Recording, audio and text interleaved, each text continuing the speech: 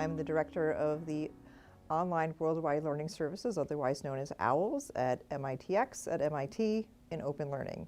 I just want to say, more than 10 years ago, MIT announced a bold experiment, democratizing access to graduate studies for learners everywhere. The MITx MicroMasters was the result.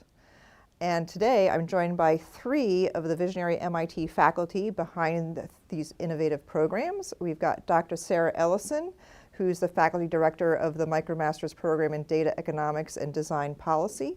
We've got Dr. Egor Matveyev, the executive director of the MicroMasters program in Finance, and Dr. Chris Caplice, the director of the MicroMasters program in Supply Chain Management.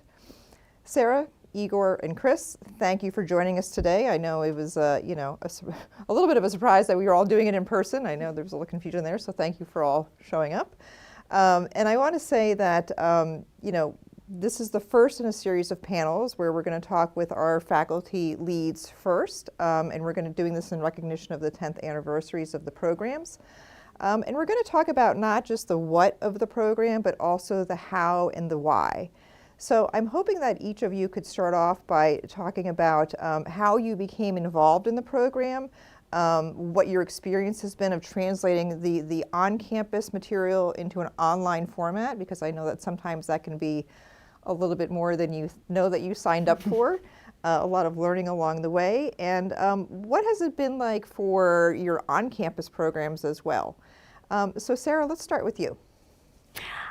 So first of all, let me just say thank you, Dana, for all your support over the years, but also for inviting me here to this panel. I'm really looking forward to our conversation. And thanks for the kind introduction. I think you used the words visionary. I'm not sure that that exactly applies to me, but there was a visionary that put together the MicroMasters program, the DEDP MicroMasters program, that I want to mention in response to the first question. So how I got involved in it originally is that one of my colleagues, Esther Duflo, knocked on my door one day and said, "Sara, you teach 2 successful courses at MIT, one on probability and statistics and one on data analysis and regression. And what I would like you to do is retain all of the content in those courses, smush them into one semester, and we'll put it online, and I'll co-teach it with you, and we'll put it online." And I thought she was crazy.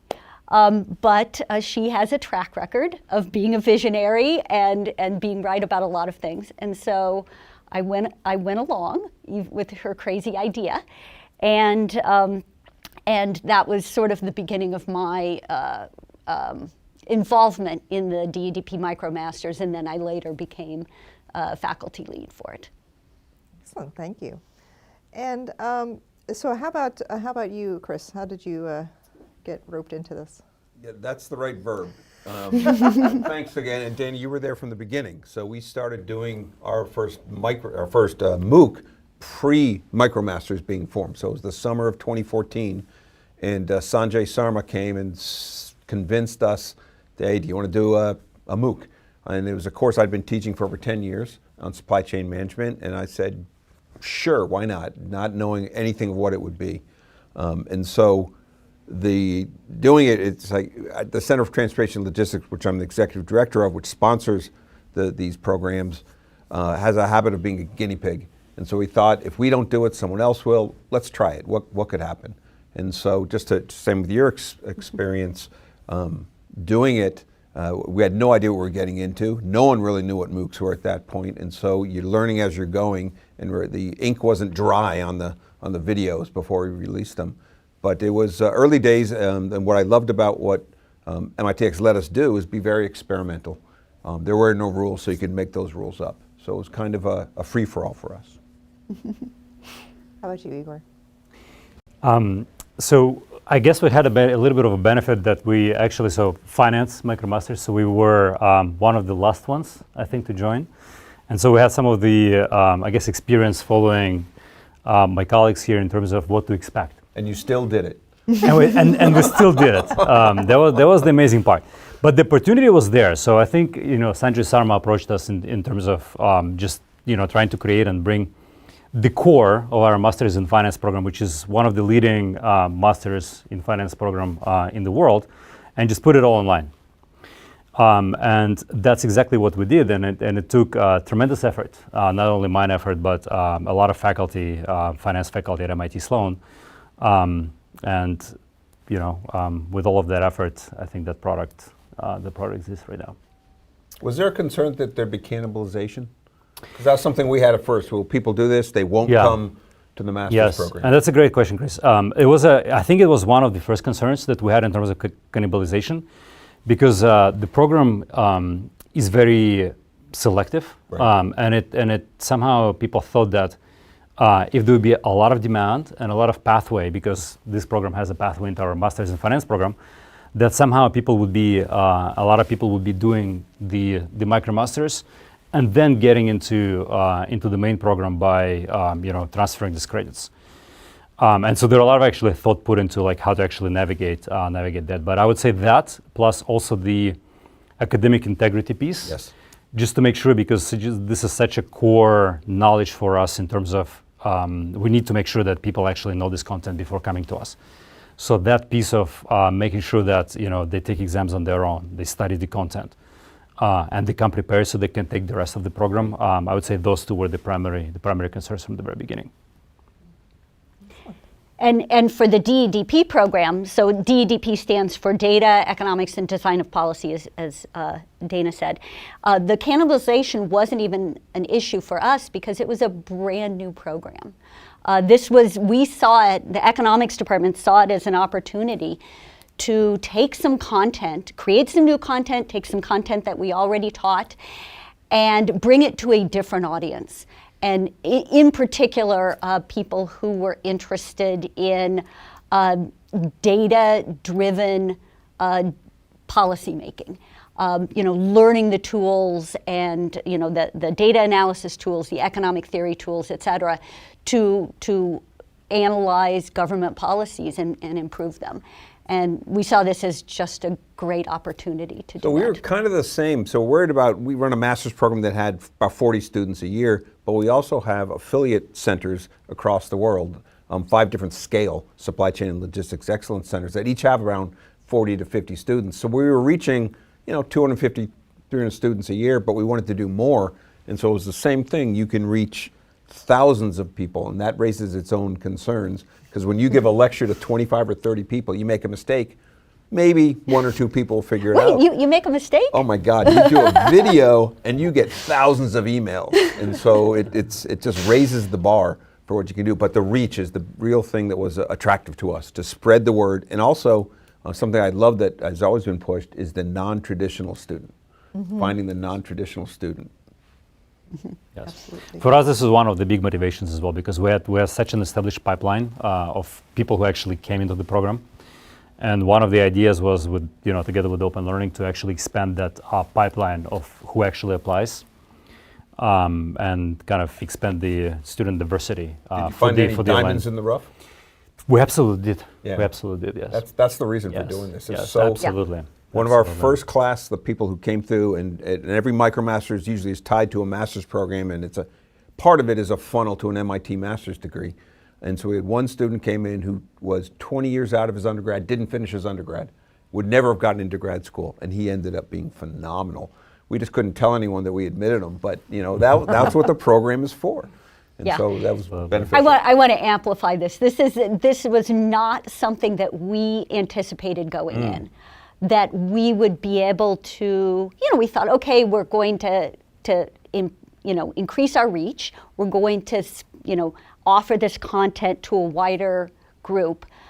But being able to identify the non-traditional students, the students who maybe needed a second chance, et cetera, but were capable of excelling at MIT is one of the really sort of, to me, surprising benefits of the MicroMasters. And I could tell stories. I mean, if we had, how many hours do we have, Dana? We have a little bit of time. And that kind of goes into the next question where we were going to talk a little bit more about the learners. And I think not only are you maybe surprised by some of the learners who are excelling in your programs, but I think sometimes they are surprised by themselves.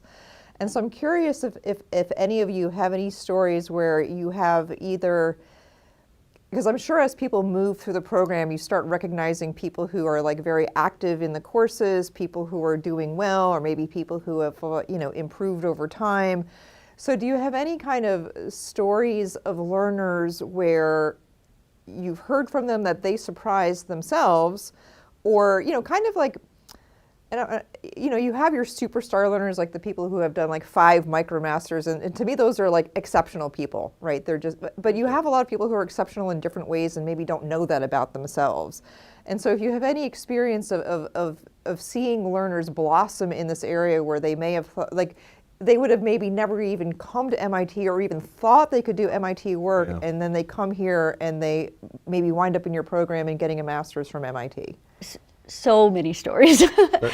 One that just pops into my mind, a woman who she was sort of looking for a career pivot. And I don't mean a little pivot, I mean a complete change. She had been running her own landscaping business for a number of years and was interested in development economics and poverty alleviation, and somehow came across our courses online, took the courses, applied to our program, came, she has young children at home.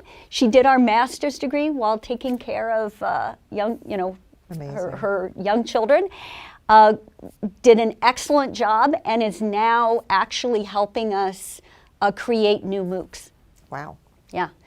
Like I said, I could go on and on. We have so many examples. I think the fun examples I get is when, first 2 things. The majority of people who finish the MicroMasters don't come to MIT. Mm-hmm. They might not want to, they're doing their own career, for whatever, they can't go away for 5 months, so that's the vast majority. But when the ones that do come, it's the best day is seeing them when they get here, or when they graduate, and you hear their spouses talk, and they hear you talk, and they freeze up because they've heard my voice for like 80 hours in the other room. Because I remember this one woman, she's similar, she had kids, she did the course after hours for 2 years, 1 course at a time. And when we finally came back, it's her husband who said, "Oh my God, your voice, it's the voice on the other side of the door." But I think the real thing that comes out from these students is the level of grit is way outweighs any technical knowledge they learn. To me, that the attitude of being able to just do this with no one pressuring them, because the cost of stopping is 0. Stopping costs, switching costs is 0. So that's the big takeaway for me. What I see for all these students is the level of grit for these people who do it online before they come is amazing. Yes, and it's exactly the same for our courses. And I think my favorite analogy here is that when I have students in the room, they're captive. Like when they're here in the physical program, they have to come and they have to listen to me talk for 80 minutes, and they cannot leave. And they can laugh at your jokes. And they can laugh at my jokes, and they can do. But here you have to take, the entire semester of very heavy content, all on your own, without actually anyone pressuring you, or and so as you said, Chris, the cost of quitting is actually zero. But I want to also sort of build on something that you mentioned earlier, is that the vast majority of people that actually do this MicroMasters program, they don't come to MIT. So they do it, and to me I think one of my favorite things that I observe, at least in our program, is the cohort building. Among themselves. Yeah. The very first ones, I remember that they made friends, literally like our own in-residence students do, creating exactly the same cohorts. And then these kind of friendships and relations persist throughout time. Mm-hmm. And some of my favorite anecdotes, when people switch careers, then they actually hire some of their fellow MicroMaster students that they learned online during actually going through these courses. Yeah, we say when I travel sometimes to these other centers, and we'll always do an open house or something, and there are MicroMaster learners everywhere, and they all know each other. They form little cohorts and everything. They get Instagram pictures. But yeah, it's an interesting thing. I didn't see that happening where. Yes. Doing this stuff on your own, it seems like a very solo activity, but they crave the connection to a cohort. Yeah. And I'm gonna circle back a little bit to the making of the courses themselves. And so you had both talked a little bit about taking MIT content and squeezing it into a course. And so talking about like this grit that it takes and kind of the engagement that people need in order to be motivated to keep coming back and doing this hard work, thinking of that or seeing that, did that change the way that you thought about designing the course online versus the way that it's offered residentially? And like, what did you learn as far as like, maybe what did you think of beforehand and what did you learn and switch along the way of like, okay, well, that's not working. And maybe if I do this or make this problem more like this or et cetera, like what kind of things did you discover along the way of how to make it more approachable for these people who are working so hard? Chris, let me start with you, sorry. Go ahead.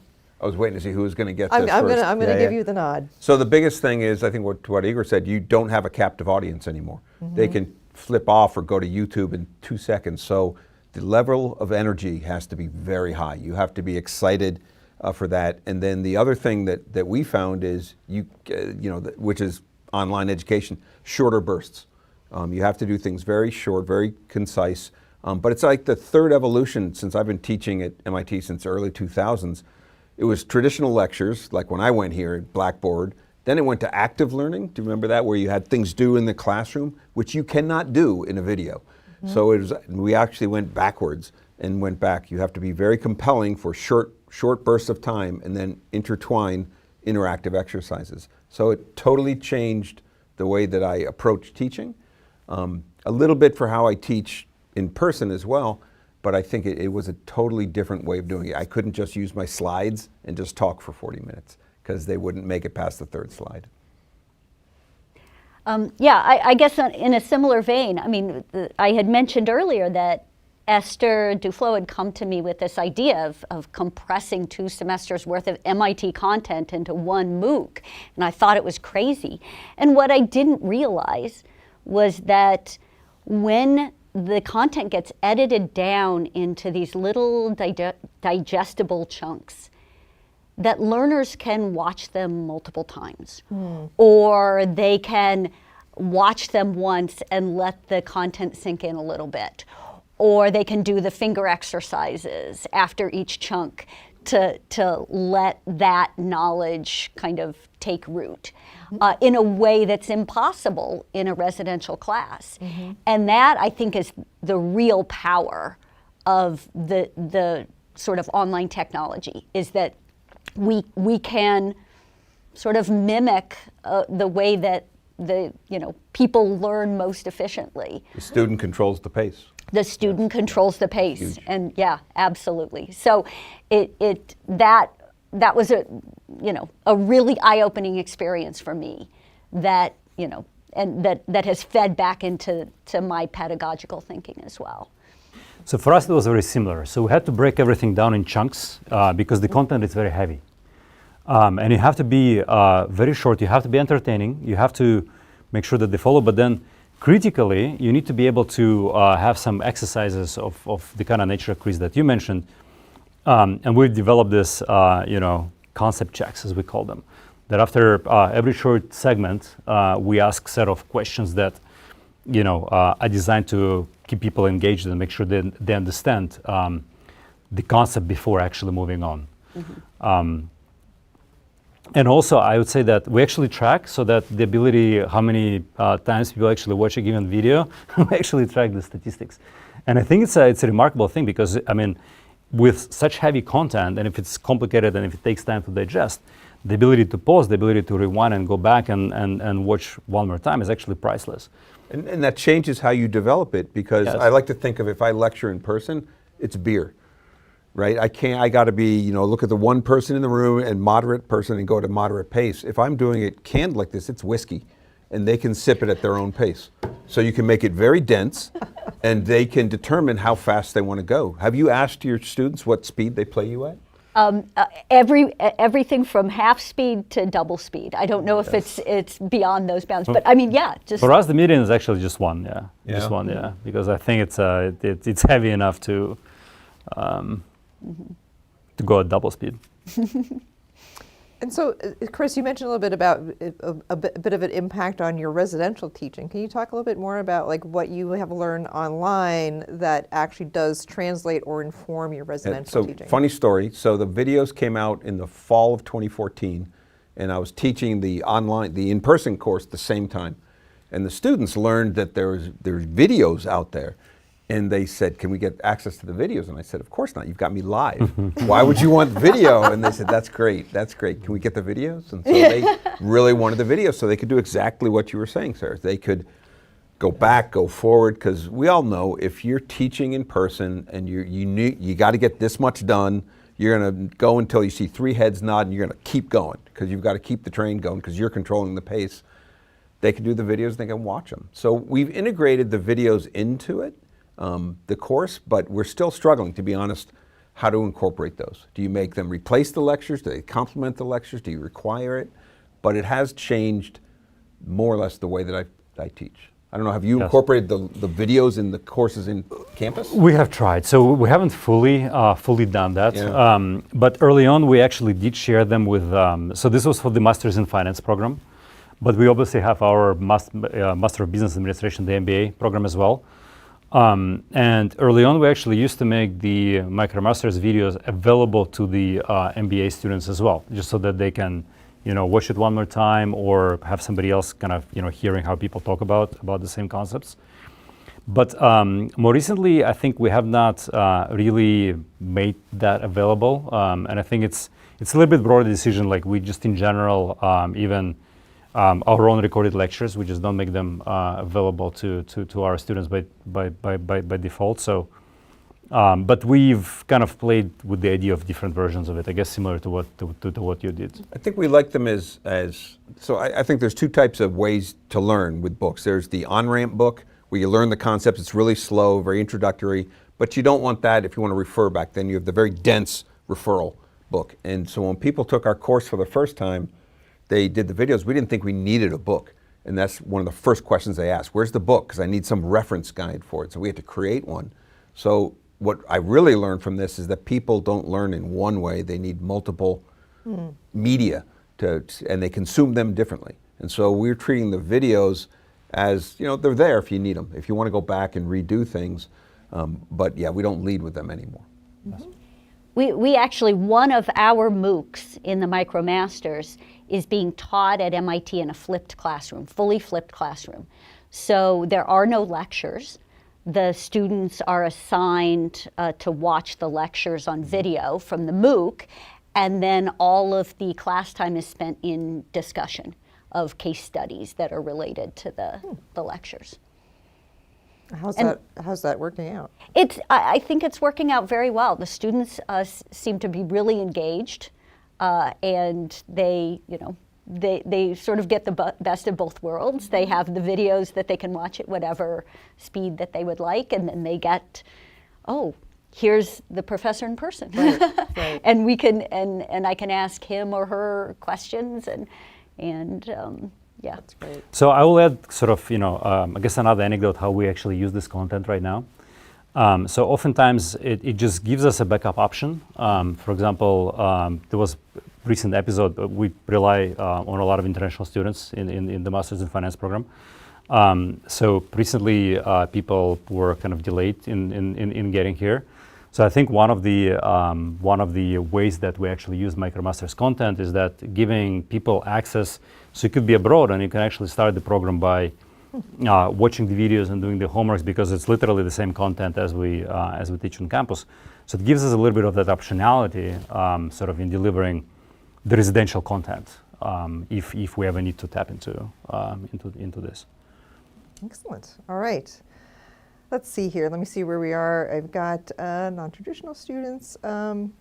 And so we did talk about students. We talked about non-traditional students. We talked about the breadth of experience that students have, the grit that they bring to the program, which I know for me is always one of the most amazing things, because I hate to say this publicly, but like I've never finished a MOOC.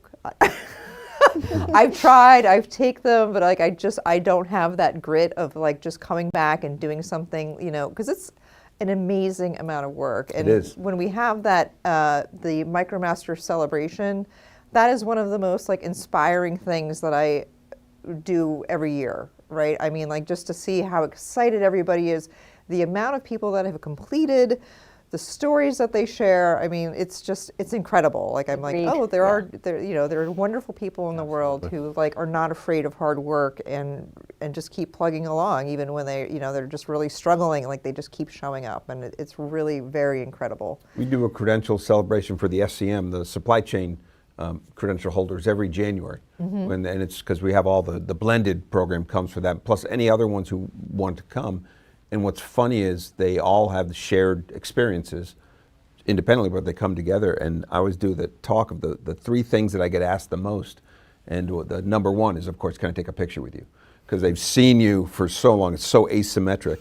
But also I end all my lectures, I don't know if you have a shtick, but with my dogs. Pictures of my dogs, and your dog was in there once. And they always ask where the dogs are. So one year I brought the dogs, and they were more excited by seeing the dogs than by seeing anything else. But the level of excitement is amazing for the students. And when they come on campus, compared to the residential who'd been there before, it's dramatically different, the level of energy.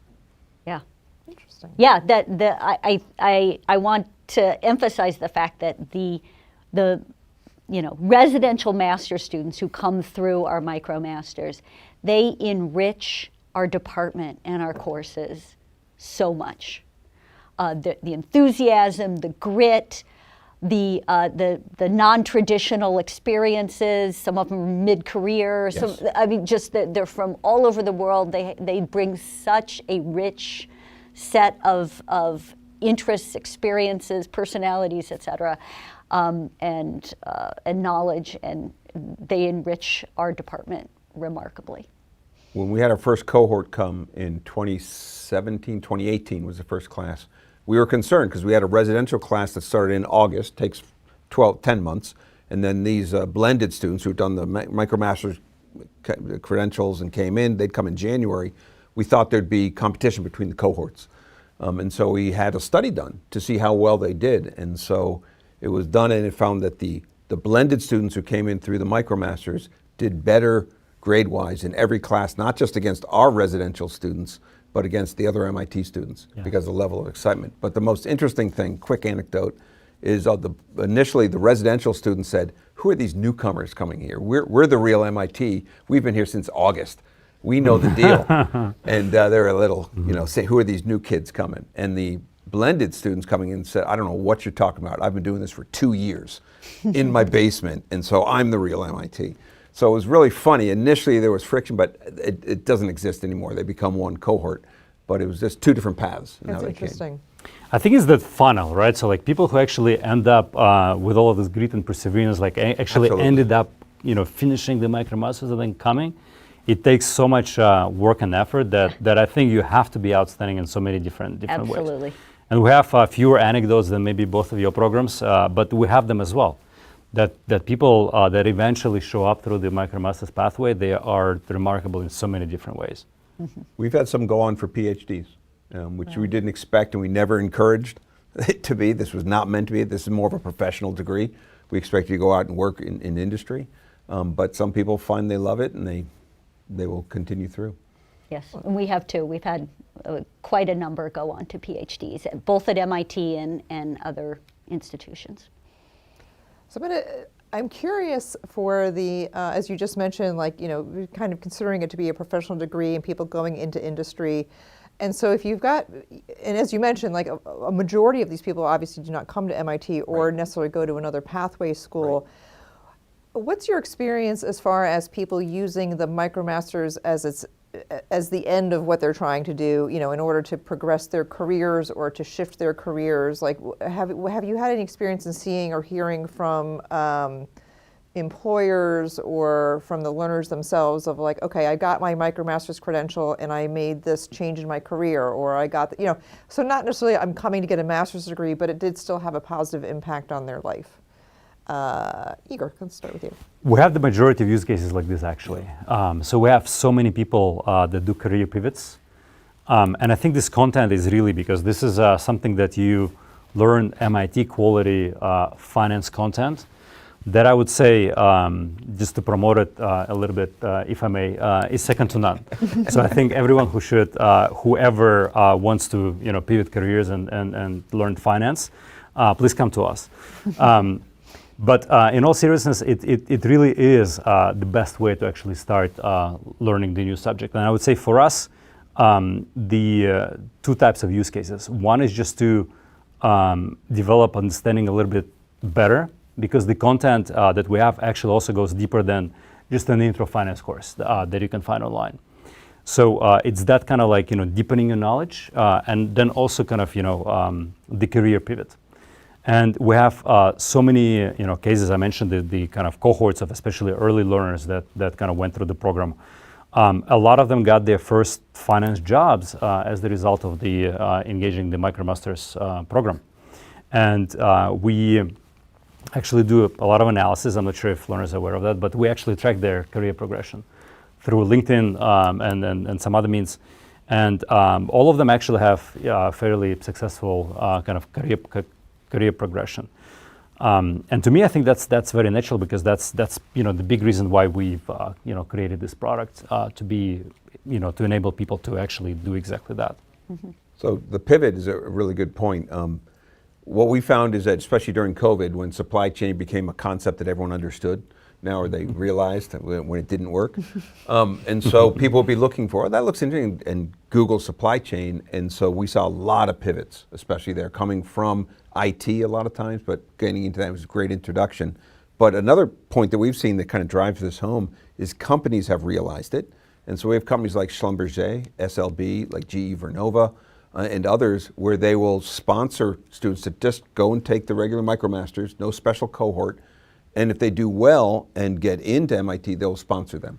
So we'll have 100 people from a company taking this, and not all want to come, not all can come, but it's a way of putting a stamp of validation on it within that company, saying this will, we want you to take this course, and we're keeping our eye on you. So it's being used within companies a lot, which is nice to see. Not just a one-to-one. I didn't see that.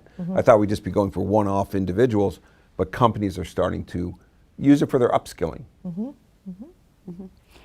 So we had, I don't have all the details at my fingertips, but we had a recent MicroMasters credential holder featured in the MIT, by the MIT news office. There was a news story written about him and how he leveraged the knowledge that he got from the DEDP MicroMasters into, sort of his new position, and how life-changing it was for him. And so we hear a lot of stories like that. We hear about the career pivots, but also the people who just needed to, were already in policy making and just thought this is really important content. I need to understand how to assess the policies in my home government a little bit more effectively. Right. And I would also help them. I would also like to add one point, if I may, in terms of knowledge certification. So I think what really makes this product unique compared to some of the other online products out there is that we have proctored exams because of this pathway into the residential program. So it's not just finishing MicroMasters and actually getting a credential. It's not just you watched a few videos and maybe you clicked on a couple of online questions. It actually requires you, and we still write these exams as we do for our in-residence program students at MIT. So those are MIT quality exams. And I think what, it's still kind of a niche market for now, but what I really want employers to recognize more, because students are very well aware of them, of this fact that it's that knowledge certification that carries the weight of the completion of this program. But what I really wish that would happen a little bit more is that the employers would actually recognize this fact. And the fact that this, it's called MicroMasters in finance, but it actually, first of all, it's a huge chunk of content. And second, we are, as faculty and as Sloan School of Management, doing a job of certifying that knowledge. And so when somebody hires a person that actually went through this, MITx MicroMasters in finance, I wouldn't say it's an equivalent of some other residential Masters in Finance program, but it comes close. It comes close in terms of the knowledge. It comes close in terms of the fact that we actually certified that knowledge. And I think that alone actually carries a lot of weight and allows this type of career pivots that we just discussed. So I think one of the benefits of having a sister master's program on campus that we have to feed into is a great forcing mechanism for academic integrity. Yes. Because it's not just so when they get here, you know they've learned certain things, but also that we can get it through the faculty that the credits count. That's the big thing. But by doing that, it strengthens the credential itself. Because you're right, we have proctored exams as well, and it just makes a difference. It raises the level of rigor that it produces. Absolutely. And I just want to note, I want to say for anybody who has taken a proctored exam, run a proctored exam, had anything to do with a proctored exam, thank you very much, because it is an enormous amount of work to run those. Yes. So hard. But to your point, like, it is very important that we have that academic integrity part so that it carries that weight that it does. The first time we ran it, we made our final CFX. We did the 5 courses, then a comprehensive final exam that is fully proctored. It used to be 2-day, and it used to be in person. I'd make them come to MIT or one of our scale centers. That lasted 2 cycles. That was too much. So having this virtual proctoring just makes a lot of sense. But it is a lot of work. Yes. It is. That was our approach as well for the purpose of the academic integrity. I think the entire faculty was that we're actually going to run these exams in person, in some centers. And then I guess based on your experience, we quickly realized that it's probably not going to work. Yeah. And so we rely on this online proctoring, but that proctoring is still crucial. And I think what really establishes, like I think that pathway, Chris, as you mentioned. So this pathway what enables this proctoring and knowledge certification that, Absolutely. in my view, carries the enormous weight on these programs and really puts them apart from like any other sort of online educational product that is out there. But you talk about companies endorsing and things like that. Have you guys had any spouses or sibling references? Like I've had a spouse recommend their spouse to take it. No. The husband takes it and then the wife takes it, or the brother recommends that the sister take it. So we've seen a lot of that going through, with other family members come through because they see it as a pathway. I see, interesting. Wow. At every level. Yeah, my brothers and sisters would never. Oh, yeah, they would never listen to me. They'd be like, oh, never mind if you did that. All right, so I'm going to ask kind of a future forward question of, in your experience of the MicroMasters, like what are some of the key things that you would want to see MIT and open learning do to kind of further the vision of the MicroMasters? Like, is it anything, like anything that you've seen, or even that maybe you've kind of done on your own without maybe even letting us know? I'm not sure. Anything like that, as far as like what would make the MicroMasters stronger, better, more relevant, anything like that? Chris, why don't we start with you? Shoot, I was trying to look down. Sorry, Have someone else start. no. I think the thing that's going to happen, I think this has been a trend way before MicroMasters. It used to be you'd come for 4 years, and then for a master's 2 years, and then it became 1 year is okay is it for a Master of Engineering. And now we're saying as you go through in life, and then again you were done with your learning by 24. Those are gone. Those are fallacies now. It's lifelong learning, and you need to learn what you need to learn when you need to learn it. And so I think what that's doing is more specialized, modular, focused areas. And so we have these 5 12-week courses of 8 weeks of content. Maybe they need to be more focused. So I see more focused, shorter modules where people can learn what they need to do for specific skills. I'm not going away from more traditional classes that give a larger perspective of things. They complement each other. But I see many more smaller, focused, very high tech mini courses. Micro. Yes. Micro, Do you think micro. reaching the right audience for that Yes. is important? I think it's important for career progression, especially we have a lot of people who are mid-career, they're at a large retailer, for example, and suddenly they need to learn about X. And they can't go away for 2 years. And so they learn that. And then they might say, well, maybe I want to see the whole picture. Because a lot of times, I don't know if you have this, where someone's been working one part of the area, Yes. but they don't know the other ones, and it fleshes that out. Yes, for us, I would say it's very similar, but it's a little bit more about kind of reaching their audience as well, like kind of the right audience and finding,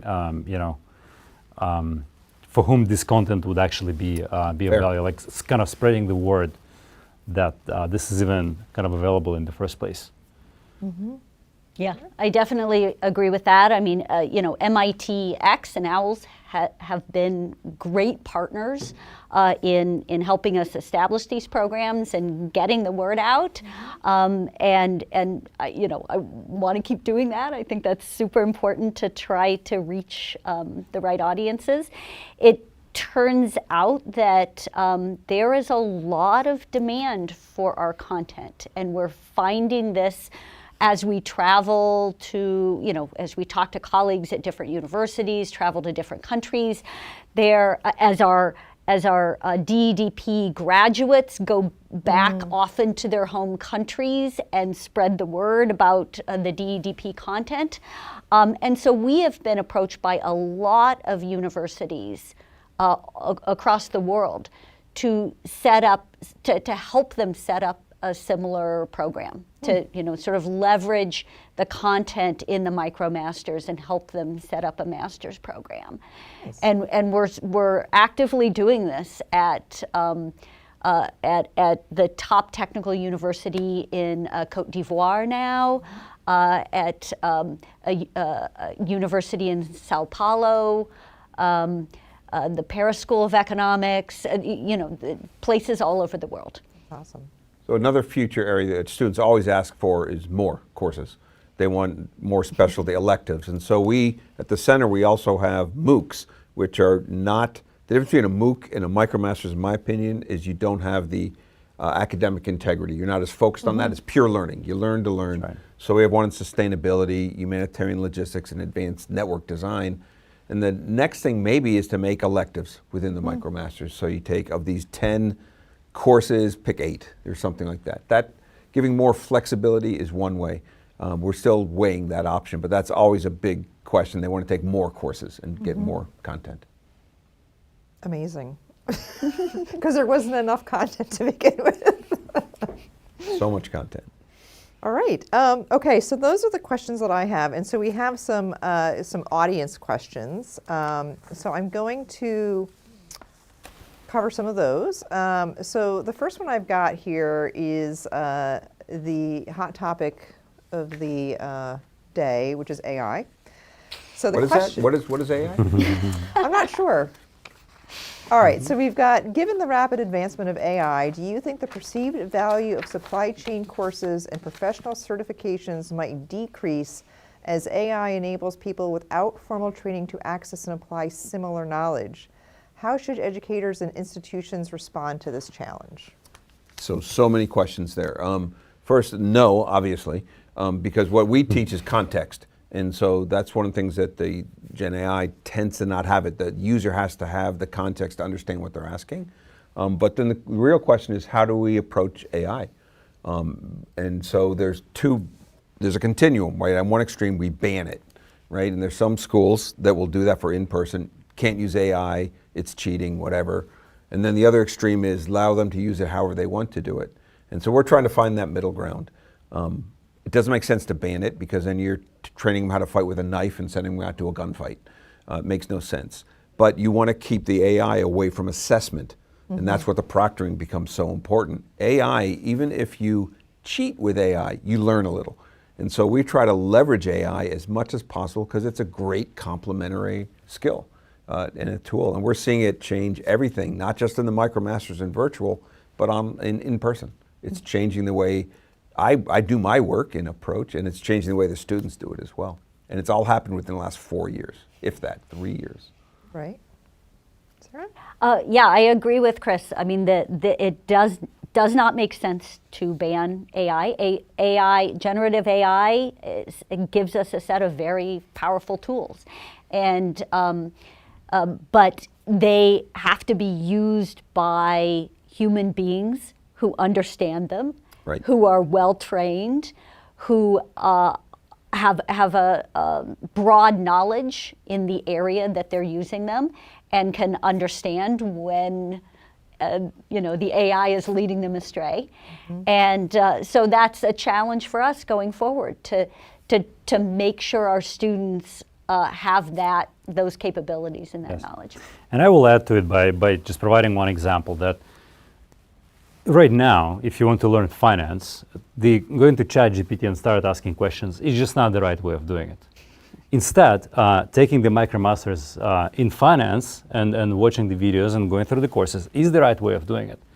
Because somebody, it's kind of the content knowledge and the content expert who thought about how to lay everything out in terms of educating the person.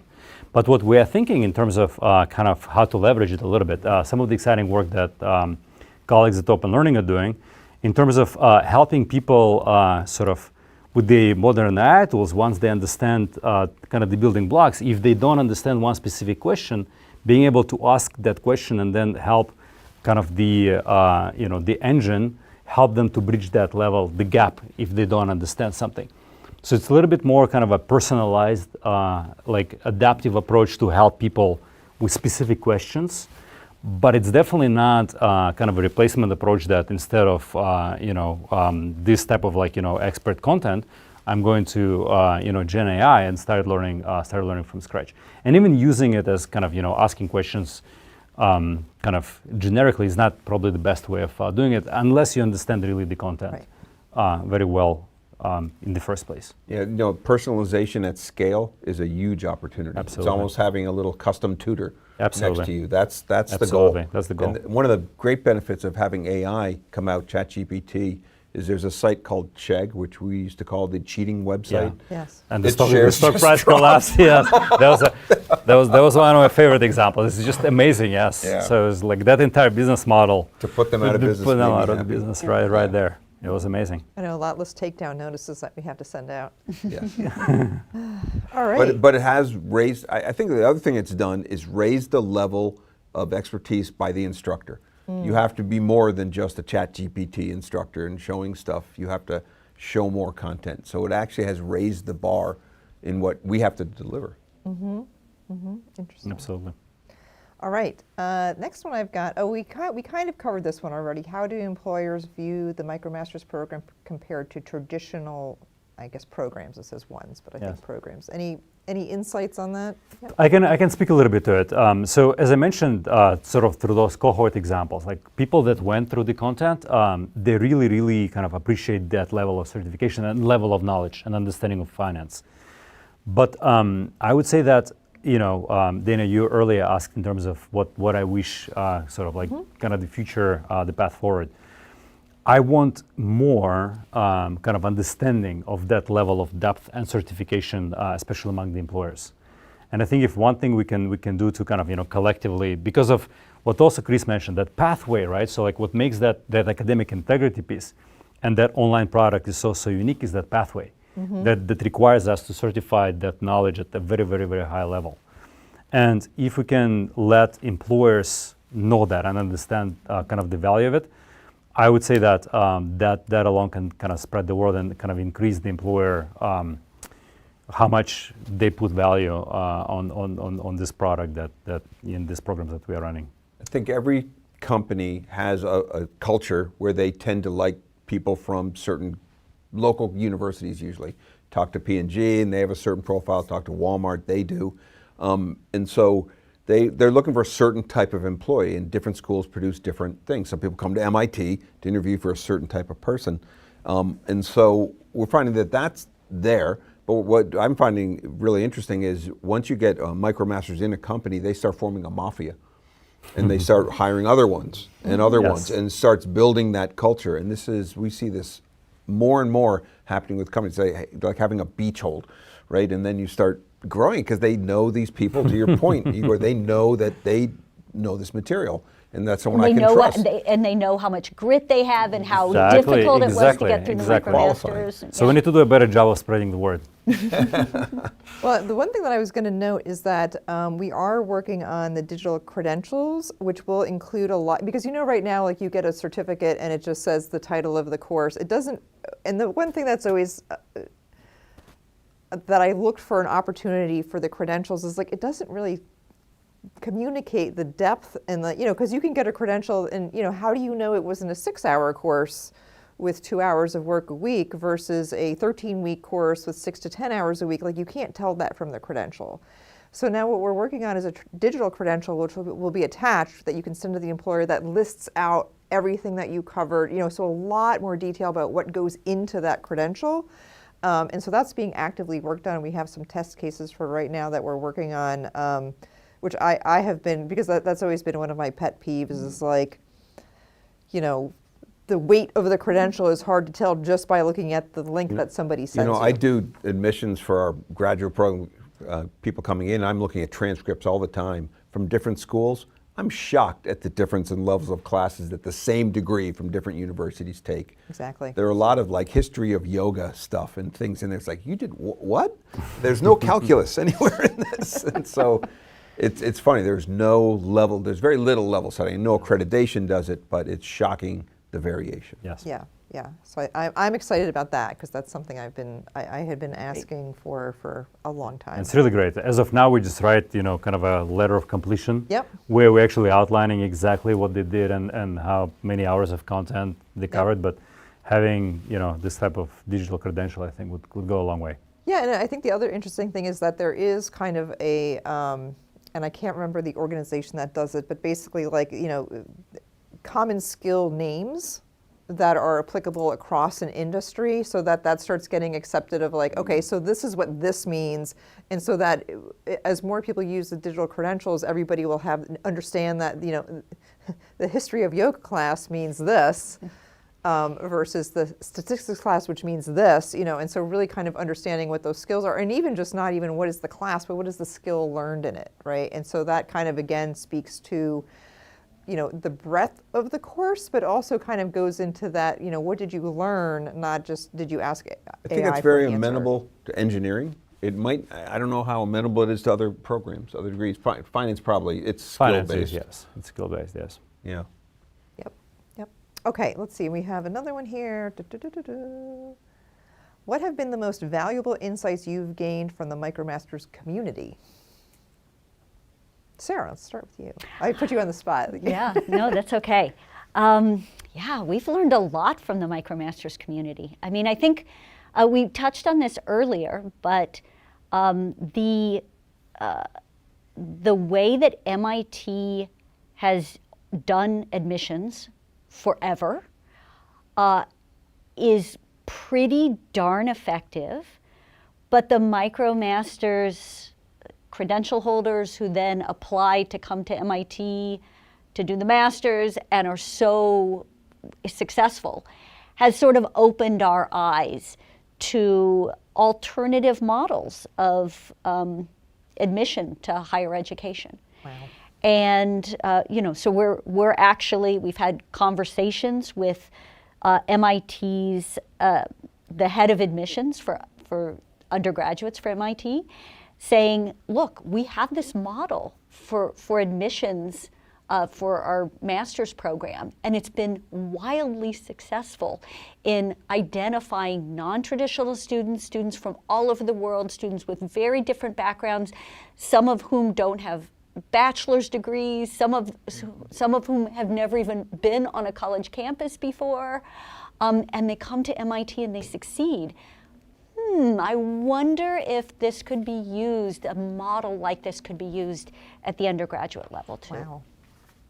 So That would be exciting. Yeah. Yeah. it would be. So I'm reminded of a story, me, I reached out to these people, to one of the guys, and emailed and said, hey, I noticed you did really well, but you haven't watched any videos. And what I learned is that he responded immediately, said, oh my gosh, so great to talk with you, blah, blah, blah. I have no internet at home, so I get the video at work, put it on my phone, I watch it on the bus ride that's 2 hours to get home. And I felt like a total idiot and a jerk. But it taught me again the grit and the level. And you haven't finished a MOOC. I finished one MOOC. But the level of investment that these people have to do this, and on your bus ride home, you're learning things. I mean, that's just amazing. Yeah. So that's one of the takeaway lesson that I've learned. Yeah. Egor, anything? Yes. No, just to add to a little bit. So I think what Sara was saying in terms of the undergraduate admissions, I think it's extremely powerful. And I think some of these things that we learned, how we reach, and for us as well, how we reach different corners of the kind of market. I mean, for us, obviously, it's graduate admissions, but if we can apply it kind of more broadly, and the original question, what we learned from the MicroMasters community, I think that could be extremely, extremely powerful. Excellent. All right. So that, oh, I'm sorry. One more question asked by several people. Ready? What will be the next MicroMasters program? So not for any of you, and I am actually not going to say, but I will say that we are working on one right now, and I'm hoping that we will be announcing it maybe in the summer. If anything, we'll at least be putting out some new courses, because sometimes what we do is we actually start with building courses before we announce the program. But just so that you know, if you happen to take one of those courses, it still counts towards your MicroMasters program, even if it has not been announced yet. So we are very excited about our upcoming MicroMasters, which I am not going to say the name of, just to keep everybody in suspense. All right. You could probably guess, if you think about what would be a good MicroMasters that MIT could make that would be pertinent now. Your guess is probably a good one. So I just want to say thank you again, Sara, Chris, Egor, for joining us here and taking us behind the scenes of what goes into making a MicroMasters program, how it's changed things for you personally at MIT, areas where we're going to grow into. I also want to thank everybody who has tuned in. I really appreciate you taking the time and meeting with us and hearing from our esteemed faculty members who have worked so hard on these programs for years at this point. And I want to say to the people who we've also had work with our resource development team who has helped put this together. We have several more things coming up. And I also would like to welcome you to support our work by sharing our resources with your friends, colleagues, and families, as we're talking about maybe your brother should be taking a MicroMasters, I'm not sure. Sharing your experience and story using our free MIT resources. So you will see on many of your emails there is an invitation for you to share your story with us. We are always looking for new stories. As Sara mentioned, we actually had a MIT news article based on one of those stories. And we find them very inspiring. We like to share them. We share with people who support the program through donations. And if you would like to be one of the people supporting through a donation, please do. We are always looking for support. And yeah, and it not only contributes to supporting the courses, but also our experiments and our innovations into the future of online learning. So we thank you all for that. We have 2 more events to celebrate the 10th anniversary of the MITx MicroMasters. Our next panel, Building Excellence Online, How the MicroMasters Programs Are Powered, will take place on Tuesday, February 24th at 1 p.m. Eastern Standard Time. And we'll be hearing from the behind the scenes people. So you probably will recognize some of the names if you have taken the MicroMasters, because these are the people that are in the forums, people who are answering your emails, people who are troubleshooting behind the scenes, and the people who have to work on those proctored exams. So if you've taken a proctored exam, you probably know some of these people. So Dana, that's a great point, because making the videos and making the content is one deal, and that's hard. Running these one after the other is so much harder. Oh, so yeah. Ava Ponce and her whole team who runs these constantly, that's such work. Oh, yeah. They get all the credit. Yeah, it's even though you may have been doing it for years, there's a new problem every day that you were not expecting, and then the same old problems tend to come up again as well. On March 5th at 9 a.m., we'll hear from MicroMasters learners in our 3rd panel, Resilience, Growth, and Perseverance, as we were talking about that grit. Lessons from MicroMasters learners. So we hope to see you then, and thank you so much for joining us, and looking forward to continuing to learn with you in MITx and MIT. Thank you very much.